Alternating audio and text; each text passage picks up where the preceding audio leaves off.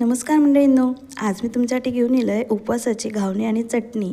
तर आता सध्या नवरात्री चालू असत, तर बहुतेक जणांचा उपवास असता आणि हो उपवास रात्रंदिवस करूच असता 9 दिवस। त्याच्यामुळे ते पोटाक आधार म्हणून काहीतरी हेवी पण खाऊचा लागतं, कारण सगळंच लाईट खाऊन एकदम अशक्तपणा येऊ शकतं। त्याच्यासाठी मी हे वरेचे तांदूळ 8 तास भिजत ठेवलं होतं आणि ते असे मिक्सरात बारीक करून घेतले। हे बघा अशा प्रकारे, आणि त्याच्यात पाणी घालून आणि मीठ घालून अशी फ्लोईंग कन्सिस्टन्सी ठेवची असता, जेणेकरून घावणे येतील। तर भिडा तव्यावर गॅसवर ठेवलं आहे आणि व्यवस्थित बघा धूर येईपर्यंत तापून ठेवले, कारण घावणे उचलासाठी तर व्यवस्थित तापलेला असा हव्या। हे बघा अशा प्रकारे मी असे पटकन घावणे घालून घेतलं आहे,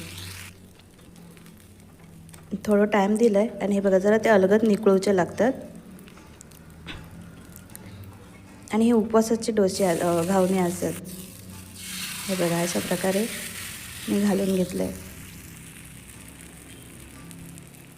बघा किती छान जाळी सुटली आहे त्या घावण्यांका।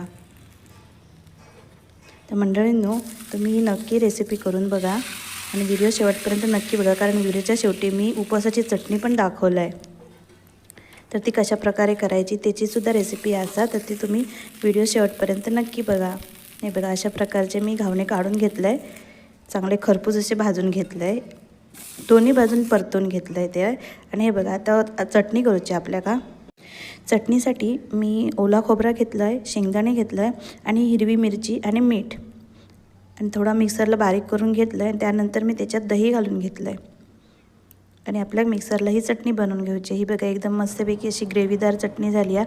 आणि त्याच्यावर वरून मी आता तडको दिला आहे, तो म्हणजे काय फक्त तेल आणि तेलात जिरा आणि बेडगी मिरची टाकलं आहे मी, कारण मोहरी हिंग वगैरे आपण उपवासाक नाही चालत म्हणून ते नाही टाकूचे। आणि अशा प्रकारे हे बघा मी अशी चटणी आणि घावणी उपवासाची तयार केलं आहे। तर मंडळींनो, तुम्ही नक्की ट्राय करून बघा आणि एकदम साधी सिंपल आणि सोपी अशी रेसिपी असा ही तुमका नक्की आवडत। आणि ही कोकणी पद्धतीत मी बनवले घावणे वगैरे सर्व, तर नक्की करा आणि माझ्या चॅनलला लाईक शेअर आणि सबस्क्राईब करा।